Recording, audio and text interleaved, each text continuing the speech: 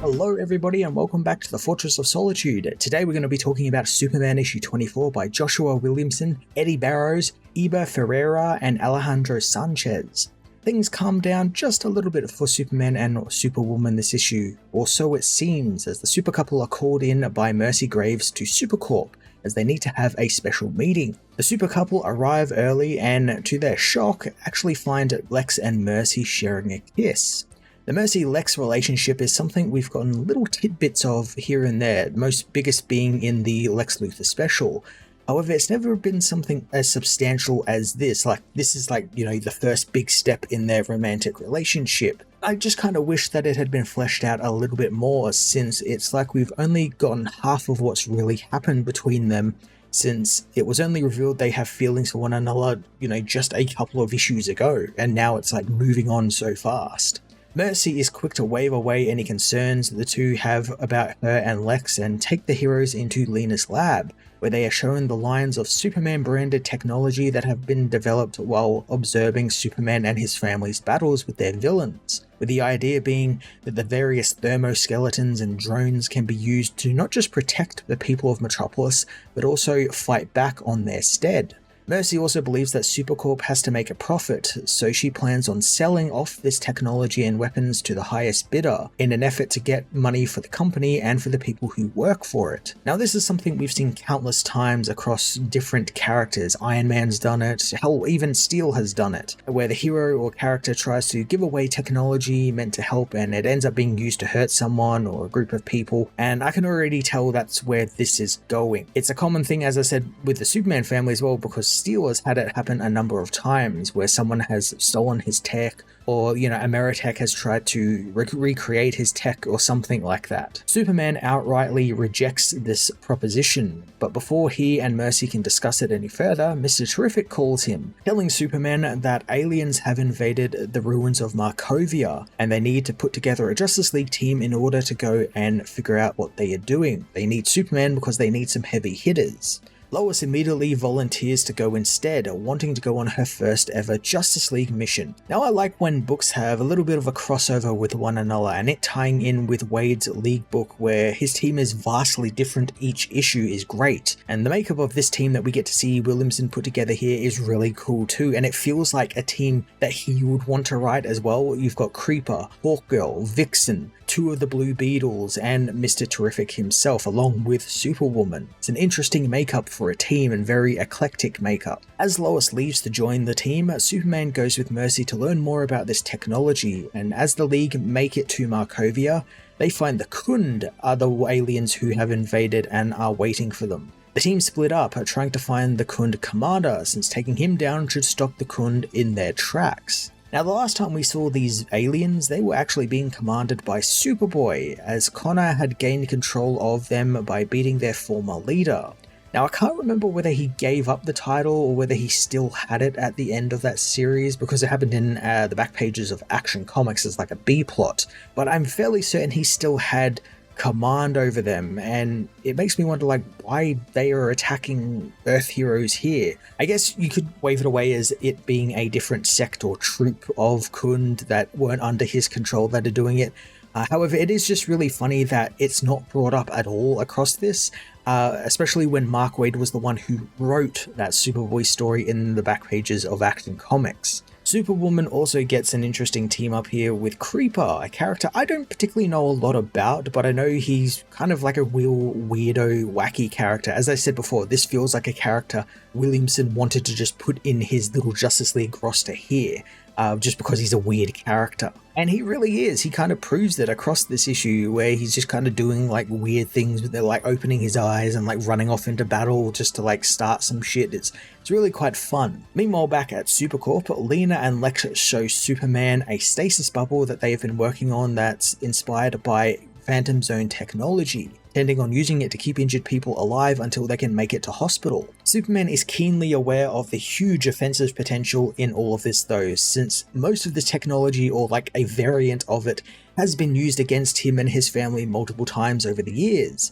But Lena tells him that the scientists who developed this at SuperCorp are all good people and they want to follow Superman's example, and Lex says that he understands why Superman is worried, being that he would have used this technology against Superman at some point. However, he wants to assure Superman he is now a force for good and wants to use this technology as a force for good. Now, ever since that Lex Luthor special where it was revealed that Lex is getting his memories back, Clark has been a little bit paranoid of Lex, knowing he's getting the memories back, and it's making the hero wonder, is the old Lex just going to come back any moment? And it's making him kind of doubt everything Lex is doing now, because, like, is the real Lex back and he's just playing a game with Superman?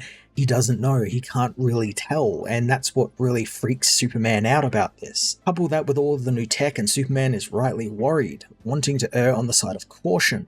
Mercy is quick to remind Superman how she used this very technology to help him and his friends during the Absolute Power event, and argues that it would be selfish not to share their technology with the world, albeit for a profit. And Superman is still skeptical but reluctantly agrees that they should give this product out to people. However, he wants to give it out for free to those who need it.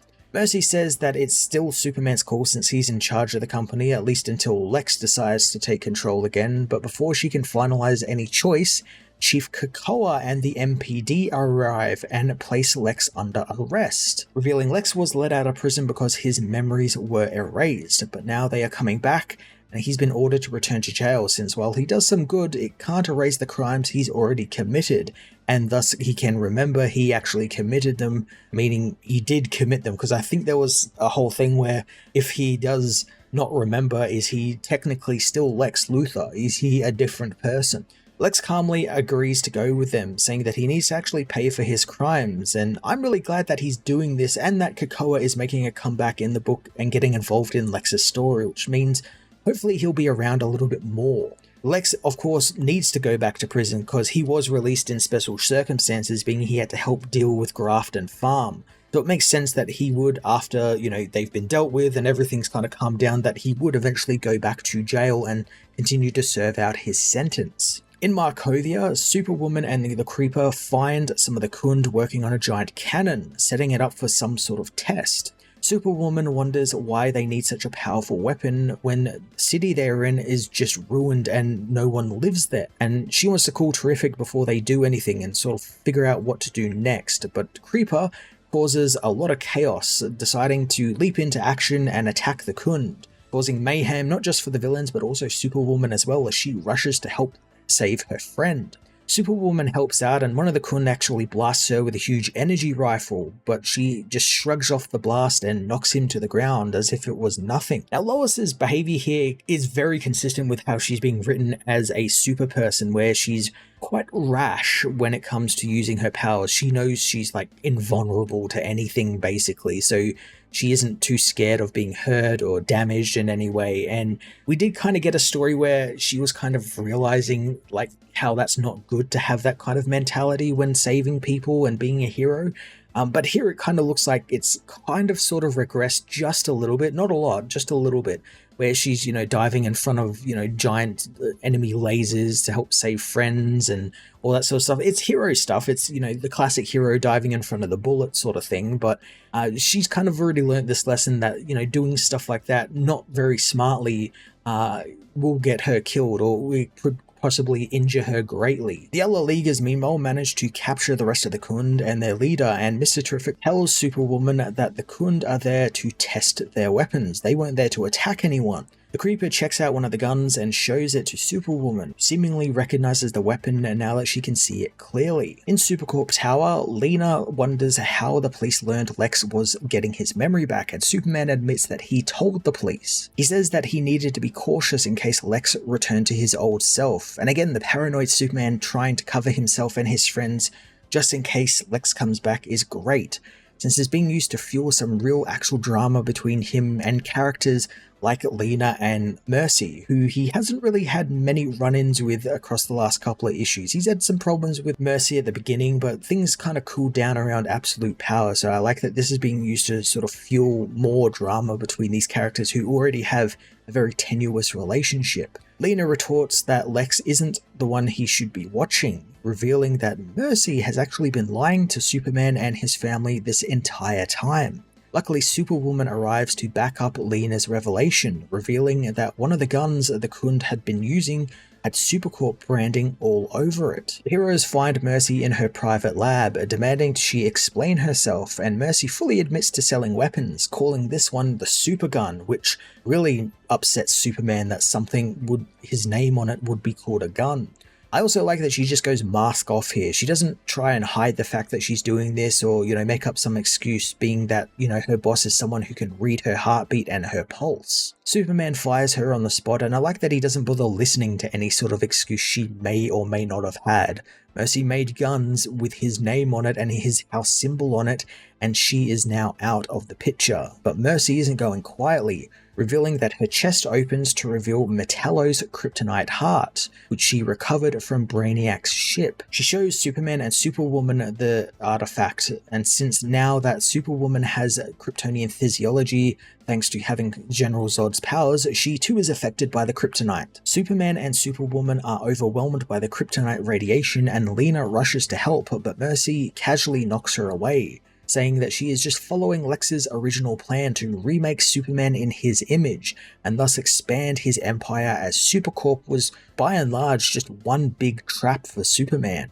She says that the world needed Lex Luthor and a Superman, but the man Lex has become can't get the job done, so she built a new Lex Luthor. Mercy reveals that she has cloned Lex, giving him all of Superman's powers along with a solar suit, so he can finally be the Lex Luthor she envisioned. Now this was a real out of left field reveal. Not once did I expect we'd be getting Lex Superman clones and Mercy being the one who's kind of the big bad guy, especially since she seemed to be in love with Lex, the Lex who was turning over a new leaf. Like, I assumed that she wanted to be with that man because he was treating her like a person and being good to her and making a difference. I also kind of like that Mercy is now the big bad of the book here as well.